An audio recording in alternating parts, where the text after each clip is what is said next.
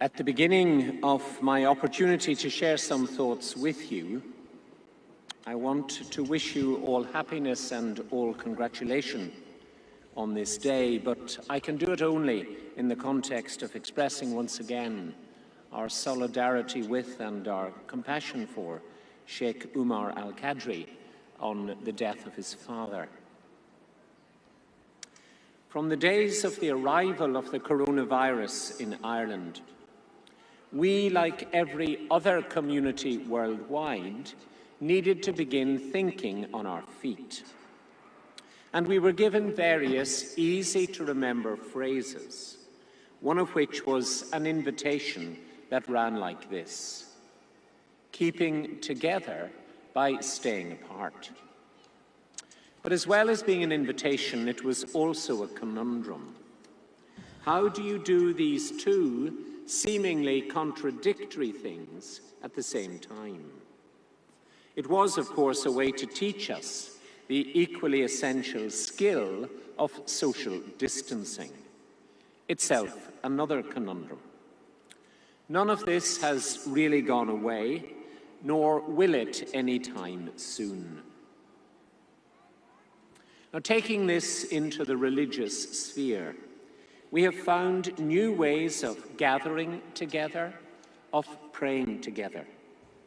We have dug deep into our religious and spiritual traditions for wisdom and for perspectives that we had never thought we might need.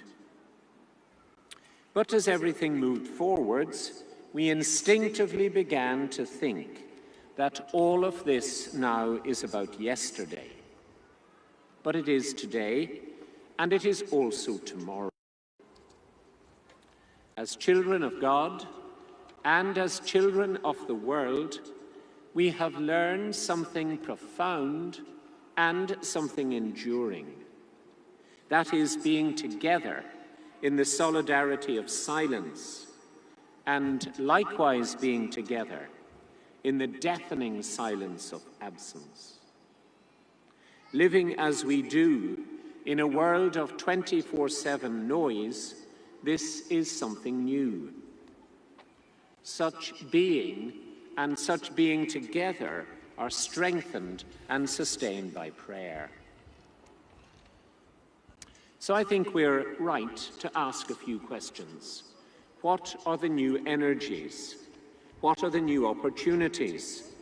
How might we take the strengths that we have found and developed in apartness to build them up and to build them together as a new building together? And what might their foundations be? These are, I would suggest, urgent questions for us as exponents of our own faith and as exponents of interfaith encounter and engagement.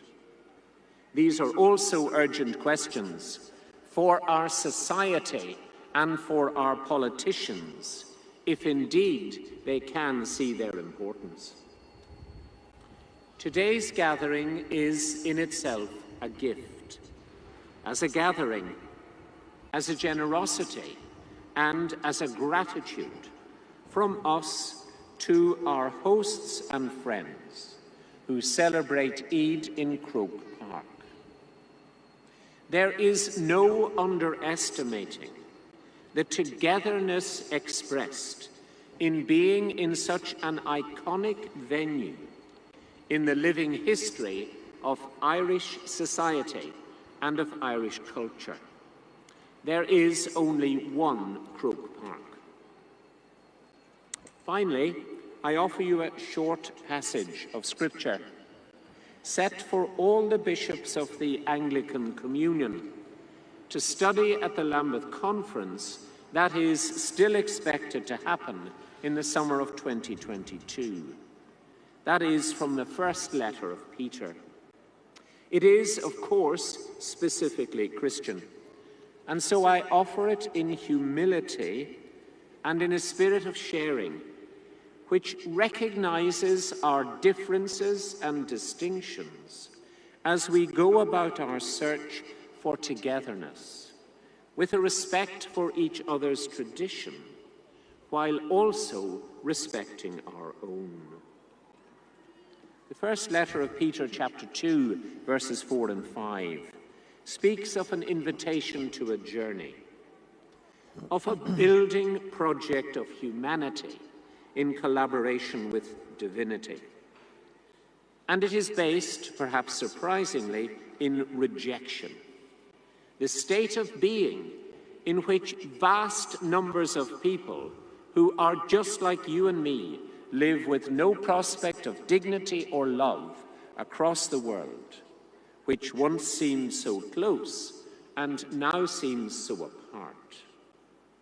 Such is that other great conundrum, the conundrum of globalization.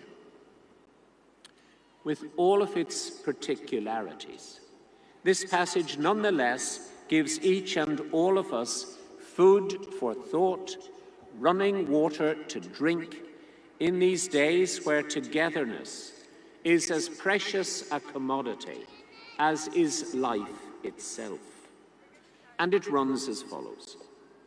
So come to him, to the living stone that was rejected by men and by women, but chosen by God, and of great worth to him. You also, as living stones, must be built up into a spiritual temple and form a holy priesthood to offer spiritual sacrifices acceptable to God through Jesus Christ. Togetherness, I would suggest, is the spiritual sacrifice of each one of us, a gift and a treasure. To everyone gathered here, and to everyone gathered at home, I say, Eid Mubarak, and thank you for your generosity in inviting me to join your togetherness.